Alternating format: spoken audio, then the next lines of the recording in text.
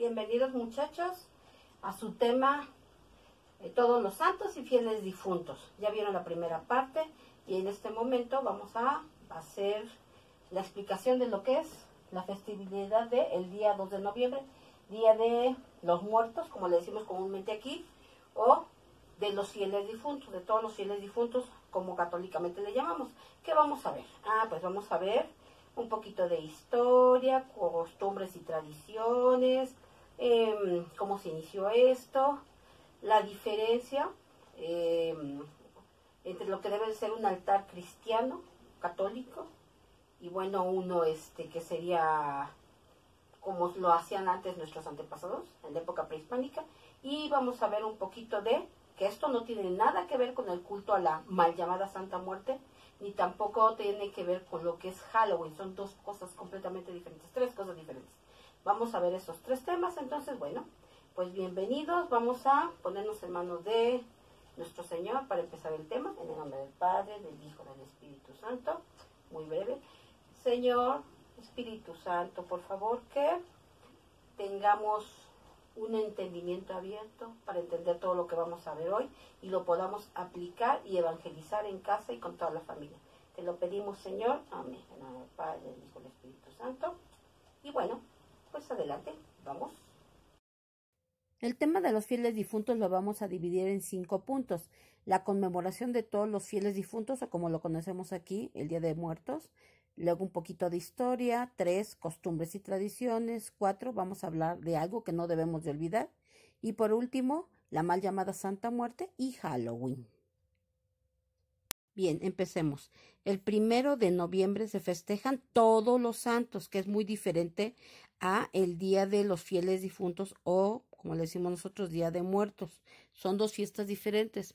El Día de los Fieles Difuntos, que se conmemora el 2 de noviembre en la Iglesia Católica, que es el día después de la solemnidad de todos los santos, hay que recordar que hay personas bautizadas que aún están en el purgatorio, hermanos nuestros en el bautismo, que siguen unidos a Cristo por el Espíritu Santo y que por lo tanto no dejan de ser hijos de Dios. Entonces, cuando una persona muere ya no es capaz de hacer nada para ganar el cielo. Sin embargo, nosotros podemos ofrecer nuestras obras para ellos. Entonces, eso es el Día de Muertos. Ahora vayamos a un poco de historia. Ya desde antes existía la tradición de rezar por los muertos. Esto se remonta a los tiempos del cristianismo, en donde se honraba su recuerdo y se ofrecían oraciones y sacrificios por ellos. En las catacumbas y cementerios antiguos de los primeros cristianos ya hay esculpidas muchas oraciones en las tumbas primitivas, donde los cristianos dedicaban oraciones. Pero ahora vamos a dedicarnos un poquito. Aquí en Mesoamérica, en México, en todo el continente americano, existía un culto a la muerte ya, a los difuntos, solo que era un poco un culto de tristeza a veces, un culto de que no podías avanzar. Si en este mundo habías sido esclavo, pues en el otro ibas a ser esclavo. Si habías sido guerrero, pues ibas a ser guerrero, ¿no? Como en muchas otras culturas existía esta parte donde no había una vida mejor después de la muerte, ¿no? De hecho, los mayas le tenían mucho miedo a la muerte, ¿no? Y los aztecas, que no eran guerreros o sacerdotes, también tenían miedo a la muerte, ¿no? Y por ejemplo, los zapotecas creían en la reencarnación en animales. Entonces, la muerte era un hecho triste, y el que vinieran los muertos una vez al año, era para que disfrutaran un poco de lo que disfrutaron en vida. El resto de su muerte era triste. Entonces, cuando llegaron los primeros frailes españoles, empezaron a tomar estas costumbres de los aztecas y ponerlas sobre la muerte y la resurrección para dulcificar la muerte. Ahora vamos a hablar del altar. El altar de los muertos es una costumbre mexicana en general relacionada con el ciclo agrícola tradicional. Esto era en la época prehispánica, ¿no? Los indígenas hacían una gran fiesta en la primera luna llena del mes de noviembre y celebraban la terminación de la cosecha. También servía para que los difuntos una vez al año, en un mes, vinieran a disfrutar lo que habían disfrutado antes. Un mes le tocaba a los adultos y un mes le tocaba a los niños. Por eso tenemos esa costumbre. Y bueno, pues también tenían ellos divididos sus altares, los hacían en 3 partes, ya sea en alto o bajo, pero los hacían en 3 partes, que eran para vida, muerte, inframundo, agua, tierra, dependía del si eran zapotecas, mixtecas o mayas, ¿no? Pero entonces los frailes trataron de endulzar la muerte y tomaron todo esto para evangelizar. ¿Qué hicieron? Pues dividieron tomaron cada uno de los elementos que ocupaban los aztecas y los niveles que ocupaban ellos para formar los altares como los conocemos ahora y que vamos a ver ahorita los elementos. Muy bien, la sal. La sal representa la resurrección de los muertos. Ellos la ocupaban para que no se corrompieran los cuerpos. Aquí los frailes le dieron el simbolismo de que era la resurrección de los muertos, por lo mismo, porque era usada para esto. Las veladoras, ellos ocupaban luz para iluminar el camino, pues también nosotros, ¿no? Ocupamos las veladoras para simbolizar la fe, la esperanza, el amor eterno, el amor de Dios y la purificación de las almas al llegar al purgatorio. El copal y el incienso es la misma lo que hacemos nosotros también, ¿no? Lo ocupamos para elevar nuestras oraciones, para purificar. A continuación tenemos la cruz, que puede ser de cal, ceniza o de flores, tomando elementos que ellos ocupaban. En este caso le dan el simbolismo de la cruz para simbolizar a Cristo. También tenemos las calaveritas, que ellos también las ocupaban, en este caso para simbolizar lo dulce de la muerte. Se les enseñó, los frailes les enseñaron a hacerlas de azúcar. Y finalmente tenemos el papel picado, que ellos también lo ocupaban como un adorno, pero ocupaban papel amate. Aquí pues les enseñaron a ocupar el papel picado para indicar la alegría y la felicidad.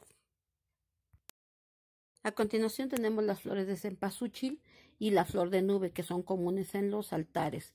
La flor de cempasúchil va para los antiguos, el sol que iluminaba el camino de los difuntos. Para nosotros simboliza el camino de Jesús, el camino, por eso se hacen caminitos, eso es lo que simboliza para nosotros. Luego la comida no se la come nadie, no se la lleva nadie, es un gusto que nos da de preparar algo para satisfacer lo que le gustaría a esta persona. Sabemos que no se lo va a comer, solo es un gusto que nos da y no es imprescindible que esté, es solo nada más para disfrutar y presumir nuestra gastronomía. Luego tenemos el pan de muerto, que simboliza el alma del difunto para nosotros católicos y sustituye la costumbre de las ofrendas humanas. Y la fotografía para acordarnos de nuestro difuntito.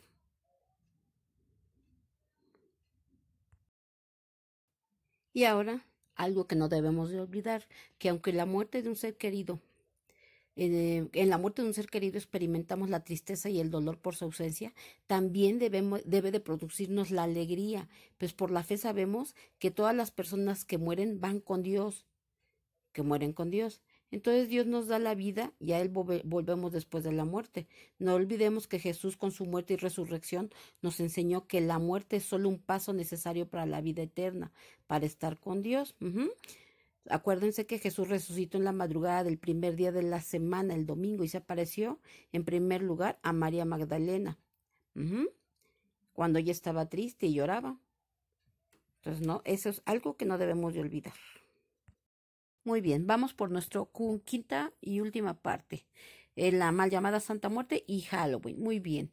En México tenemos un problema muy grande de una falsa religiosidad al culto de la Santa Muerte.